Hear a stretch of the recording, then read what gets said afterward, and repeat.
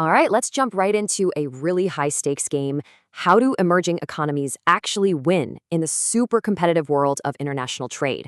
It's not just about shipping boxes across borders anymore. It's about making a smart, strategic climb up the global economic ladder. So, this really all boils down to one central question that's going to guide us through this whole explainer. How do emerging economies pull off a win in today's incredibly complex world of trade? Because let's be honest, the old playbooks, they're totally out of date. A new strategy is absolutely essential. To crack that question, we're going to break it down into four parts. First, we'll look at how the entire concept of trade has shifted. Then, we're going to go inside the modern global factory floor, what we call global value chains. After that, we'll check out the rulebooks that govern this whole game. And finally, we'll look at what might just be the new secret weapon for winning, sustainability. Okay, let's start with the evolution of trade. Now, you might be thinking, why do we need a history lesson? Well, it's because the strategies that worked yesterday can actually be traps today. We have to understand how the game has changed to figure out how to win it now.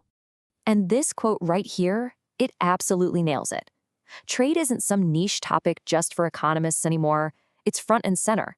It's the core of a country's entire economic strategy, and it shapes everything from jobs at home to innovation on a global scale.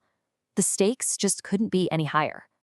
You see, how we even think about trade has changed a lot. We started out by just asking what entire countries were good at making. Then, we started to factor in things like capital and labor. After that, we realized the huge power of economies of scale. And now the spotlight is on what really makes the difference, the innovation and the sheer productivity of individual companies. This visual really captures that whole journey. Notice the trend? We've gone from these big, broad, country-level ideas down to a laser focus on specific firms and their know-how. So the big takeaway here is that a winning strategy isn't just about big national policies anymore. It's about fostering those specific, innovative companies that can actually compete on the world stage. Okay, so let's move to our next section, because this is where all that theory smacks right into reality. We're talking about global value chains. This is the new arena where international trade really happens today. So what exactly is a GVC? Well, think about it like this. Instead of one country building a car from start to finish, the design might happen in Germany, the microchips are from Taiwan, it's assembled in Mexico, and the marketing is run out of the US. Countries now trade in specific tasks, not just fully finished products. And this slide really gets to the heart of the GVC dilemma. On one hand, they offer a massive opportunity. It's a way for emerging economies to get into the global game without having to build a whole industry from scratch. But on the other hand, man, it is a tightrope walk. You can become dangerously dependent, and one shock to the system, like a pandemic or a trade dispute, can send the whole thing tumbling down. So this means the real strategic goal isn't just to join a GVC. Nope. The goal, the real play, is to climb this ladder. You might start by just getting more efficient at your one task. Then you move up to making better, more complex things.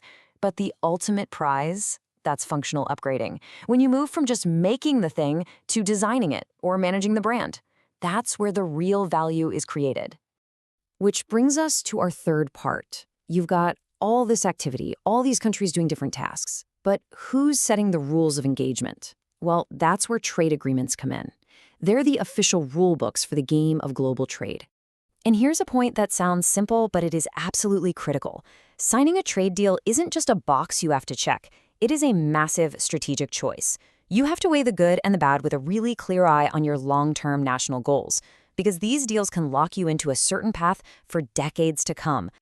This diagram right here, it lays out that fundamental trade-off, that tug of war. On one side, you get the big prize, access to new markets, maybe a flood of investment, and a seat at the table in those GVCs. But on the other side, there's a cost. You give up some control over your own economic policies, and you get tied up in a bunch of complex rules. So how do you make that choice? You run a strategic assessment. This table really breaks it down into the tough questions you have to ask. Does this deal actually help you meet your national development goals? Do you even have the government capacity to handle all the complex rules? And maybe most importantly, will this agreement help your industries climb that value ladder we talked about, or will it just trap them at the bottom? And that brings us to our final section. And honestly, this is where everything is headed. We're talking about the new competitive frontier. It isn't about being cheaper or faster anymore. It's about being sustainable. Just look at this contrast. The old way to compete, It was all about having the lowest costs, the biggest factories, but the new way, what we're calling sustainable competitiveness, that's a whole different ballgame. It's about being resilient to shocks, always innovating, and proving to your customers and partners that you meet high standards for the environment, your workers, and how you're governed. And achieving this isn't something you do overnight. It's about building a super solid foundation with 4 interconnected pillars, just like you see here. Think of it like a 4-legged stool. You need smart trade policy, a clear industrial strategy, strong environmental roles, and investment in your people. If any one of those legs is wobbly, the whole thing can just come crashing down. So let's boil all this down. What are the key takeaways for long-term success? First, competing on cost alone is a losing game. Second, you have to see sustainability standards as your golden ticket to the best markets. Third, be strategic about climbing those value chains, but always be aware of the risks. And finally, remember that in this new era, the ultimate advantages, the real superpowers, are resilience and the ability to adapt. Which leaves us with this final, really provocative question to think about. Should emerging economies look at all these new global sustainability standards as just another unfair barrier, designed to keep them out of the club? Or are they actually powerful catalysts that can spark innovation, speed up development, and build a much stronger, more lasting competitive advantage? The answer to that question is what's going to decide the winners and losers in the 21st century world of trade.